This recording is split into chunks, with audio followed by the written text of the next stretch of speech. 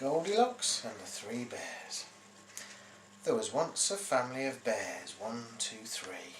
A daddy, a mummy and a small baby bee.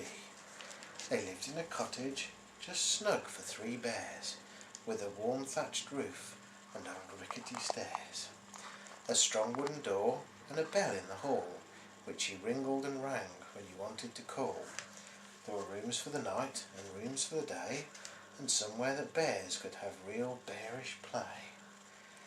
A sparkling kitchen where Mummy Bear cooked fresh spices and honey, or a fish Daddy hooked, and sometimes for baby a munchable treat of a fresh ginger biscuit, all ready to eat.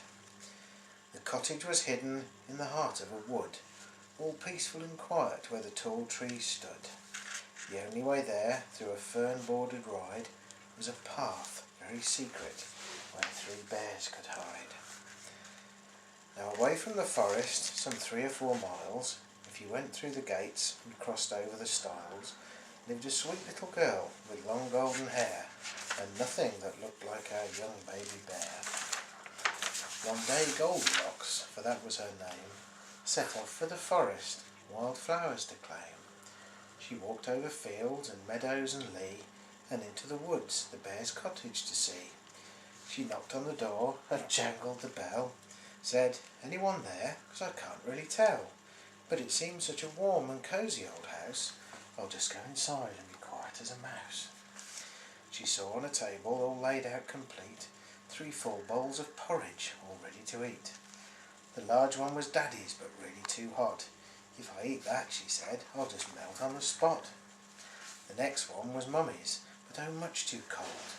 "It's been there so long, it's grown very old." But the smallest was Baby's, neither chilly nor hot, so she sat down with spoon and ate the whole lot. And there in front of the fire's warm glow, 3 chairs stood empty and all in a row. A large one, a small one and one in between, the loveliest old chairs that this lady had seen. "I'm tired," she thought, and then with a smile, "in one of these chairs I'll sit for a while." And so into the largest, "Oh no, it's too hard. I think that for me this chair has been barred. And although the next one is covered in lace, it's simply too soft. I'd sink without trace."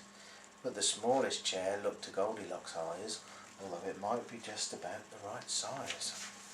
So into the chair she sat all serene. She thought that this chair made for her might have been.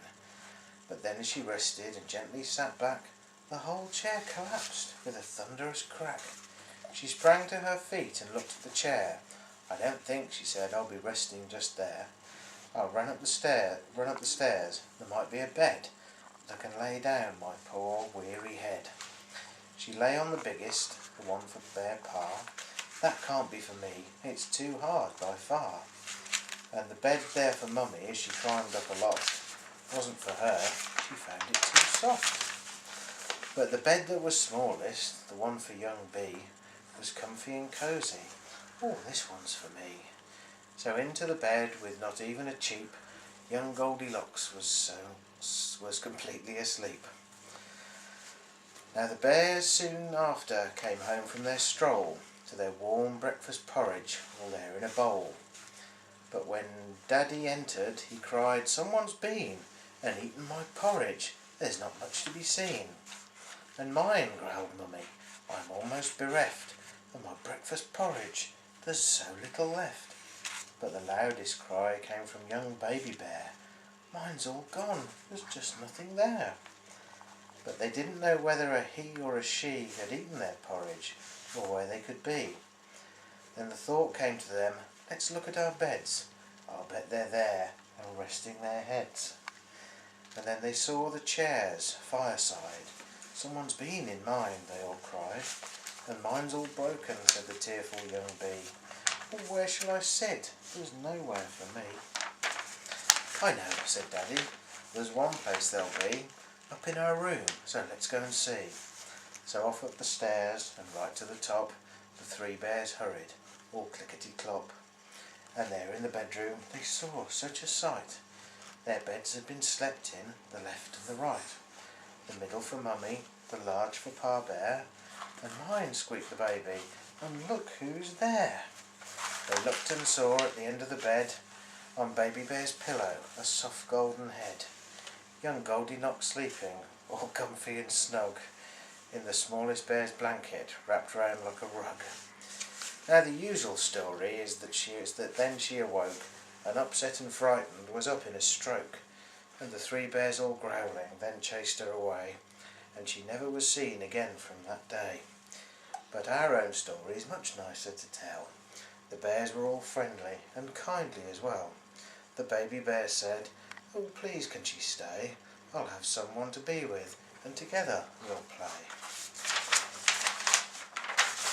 Then Daddy said, "Rufus," for that was the name of our young baby bear, "I think just the same.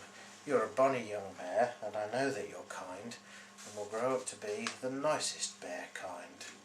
So Goldilocks stayed and did not run away until it was time at the end of the day to go back to her home, away from the wood, but to come back and see them as much as she